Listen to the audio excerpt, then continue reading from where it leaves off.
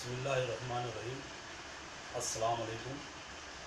जमूर high school and junior college के तमाम ही तलबा और तालिबात को मुबारकबाद दिया जाता है इसलिए कि ये नया निसाब है और ये नया निसाब आपकी ज़िंदगी में हर कदम पर आपकी कामयाबी और रहनुमाई है। उर्दू का ये पहला लेक्चर है। इस लेक्चर में आपकी जो कुछ भी दुश्वारियाँ है तालीमी ताल्लुक़ से तो तमाम बातें गुज़ार की जाएगी। अब ये आपका काम है कि अमली तौर पर इसको कर अपने तालीमी ताल्लुक़ से अमल में लाएं। उर्दू के तमाम ही लेक्चर ज़रूरी नहीं है कि आपको इस तरीके से वीडियो बनाकर आप तक पहुँचाई जाए, बल्कि कोशिश की जाएगी व्हाट्सएप के ज़रिए या बराह रास्त तो आप कॉल करें, आपको आने वाली तमाम दुश्वारियों को दूर करने की कोशिश की जाएगी। यहाँ पर मैं देख रहे जैसा कि ये उर्दू की नई किताब आ चुकी है मार्केट में, बाज़ार में ये किताब दस्तयाब है आपको। इस किताब को आपका ख़रीदना लाजमी है। अगर आप किताब नहीं खरीदते तो याद रखें इसमें आपका नुकसान है, क्योंकि आज किताब ही आपकी वाहिद दोस्त है जो आपकी बेहतरीन रहनुमाई कर सकती है। मोबाइल पे ज़ाहिर सी बात है दुनिया भर के तरक्यात होने की वजह से मुख्तलिफ़ ऐप्स मौजूद है जिसमें तमाम ही तलबा और तालिबात, ज़रूरी नहीं है कि आप तालीमी ताल्लुक़ से लेकर बैठकर बातें कर रहे हो, क्योंकि आज तफरीह के मशागिल इतने शामिल हो चुकी है कि आप उसमें खो भी सकते हैं।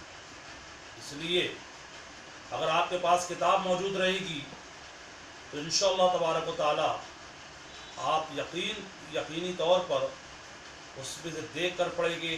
देख कर पढ़ने की वजह से आपके जो अल्फाज है, तलफ़्फ़ुज़ है, वो तमाम दुरुस्त होते जाएंगे। इसलिए कोशिश कीजिए सबसे पहले आप उर्दू की ये आपकी जो 12वीं जमात की नई किताब है इसको ख़रीदें और उर्दू सवाल और जवाब की एक ब्यास बनाएं उस पर, ताकि इसमें से असबाब, नज़में, गज़लें पढ़ने के बाद आप इसमें से मश्क़ी सवालात आपकी ब्यास पर हल कर सकें, लिख सकें, तहरीर कर सकें। आइए इस निसाब की हम बात करते हैं, इस नए निसाब की।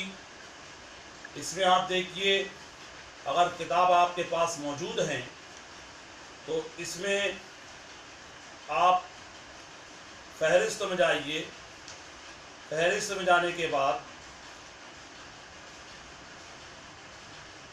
देखेंगे कुल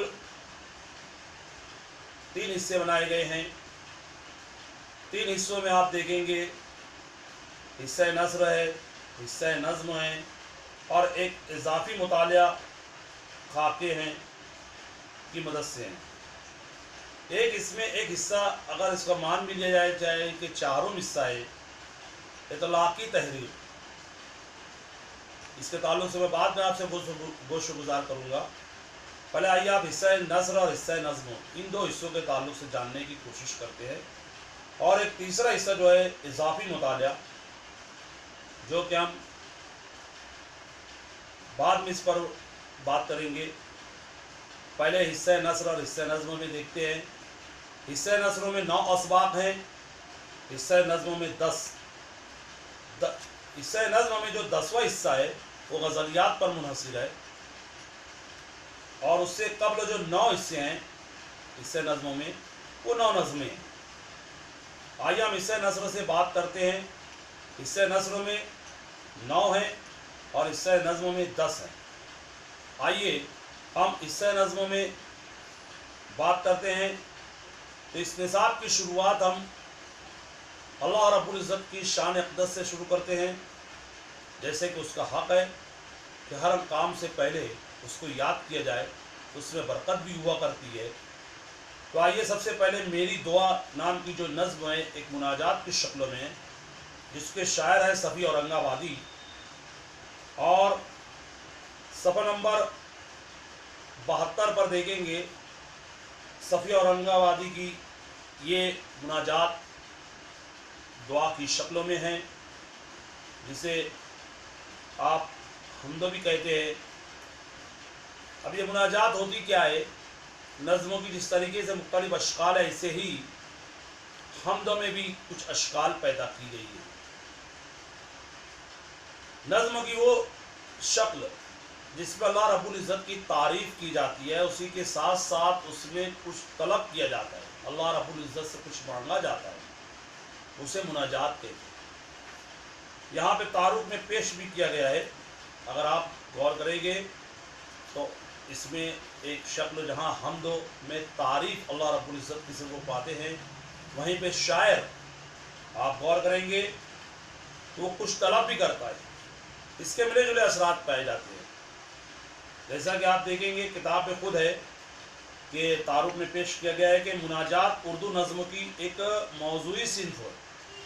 मुनाजात अगर आप देखेंगे तो एक मौजूई सिन्फ है।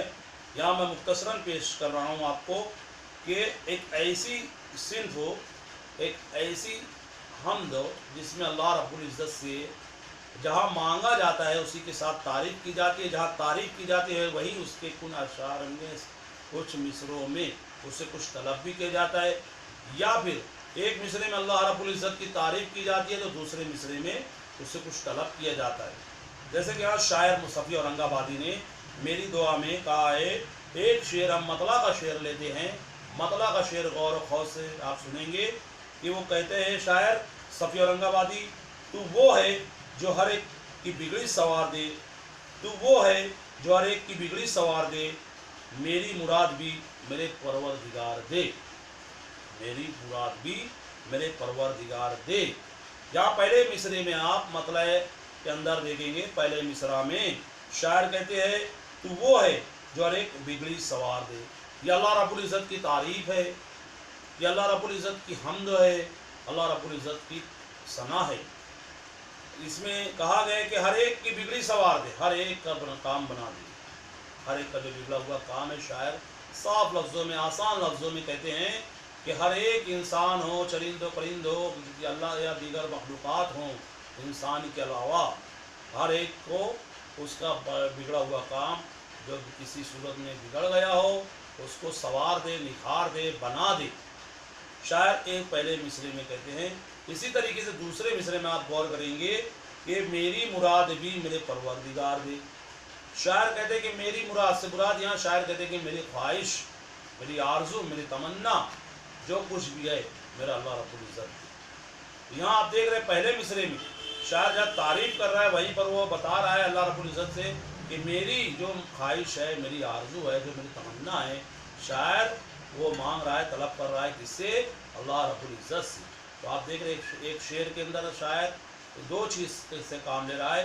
पहले मिसरे में अल्लाह रब्बुल इज़्ज़त की हम्द करता है, सना करता है, तारीफ़ करता है। दूसरे मिसरे में अल्लाह रब्बुल इज़्ज़त से कुछ चीज़ें तलब करता है, मांगता है। यहाँ इसी तरीके से पूरी नज़्मों में आप देखेंगे, गौर करेंगे, ये अल्लाह रब्बुल इज़्ज़त मेरी दुआ मांगता है। शायर सफ़ी औरंगाबादी या शायर मांगते हैं। अब आप गौर करने के बाद देखेंगे इसमें जहाँ मशक़ी सवालात हैं, खाके की सरगर्मियाँ हैं, अब खाके पर मुनस्सिर सरगर्मियाँ हैं, शबकी खाके हैं, या कहना चाहिए कुछ ऐसे खाके जैसे आप देखेंगे किताब में देख रहे हैं सफ़ा नंबर 73 पर देखेंगे कि ज़िल्लत से बचाने वाली चीज़ें, उसके लिए कुल 5 कॉलम दिए हुए हैं, 5 कॉलम खाली है। उन कॉलम के अंदर अल्लाह रब्बुल इज़्ज़त की इस नज़्म में से वो तमाम चीज़ें तलाश करना है कि जो ज़िल्लत और रुसवाई से बचाने वाली बात है, अल्लाह रब्बुल इज़्ज़त से मांगी गई है, तलब की गई है। जैसे ईमान व ऐश, दौलत, इज़्ज़, वक़ार, ये ऐसी कुछ 5 चीज़ें हैं जो ज़िल्लत और रुसवाई से बचाने वाली चीज़ें हैं। अगले खाके में जो दी गई है शायर की तलब। अब शायर की तलब के ताल्लुक़ से दिया हुआ है कि नफ्स, उसका नफ्स कैसा हो, उसका आगे का कॉलम खाली है, गम, उसका आगे कॉलम खाली है। तो अब उस आप देखेंगे मिसरे के अंदर नफ्स जो मांगता है तो वो नफस है, वो नफस मांगता है तो शोलावार मांगता है, चलता हुआ नफस मांगता है, यानी मुतहर्रिक मांगता है, کہ جو ہر وقت حرکت میں رہے اور حرکت میں جو رہتا ہے وہی برکت بھی پاتا ہے۔ آئیے آگے کی مشق اسی طریقے سے آسان مشقیں ہیں، آپ حل کرتے جائیے، اس میں آنے والی تمام دشواریاں جو بھی ہوگی وہ دور ہوتی چلی جائے گی خود بخود۔ جب آپ اس کو لے کر بیٹھیں گے، اچھی طریقے سے پڑھیں گے، تو تبھی آپ کو سمجھ میں آئے گا ان سوال کے جوابات کیا ہیں۔ آئیے اب آخر میں یہ چند باتیں کہہ دوں کہ ان کے جو مشقی سوالات میں آخری صفحہ نمبر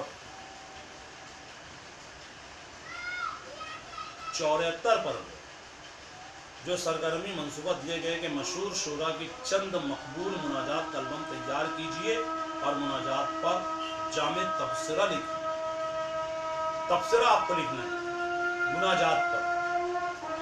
دیکھیے اللہ رب العزت کی بارگاہ میں تمام شعراء نے شاعری کی ہے، حمد کے ذریعے بھی اور اس کی تعریف و توصیف کے ذریعے۔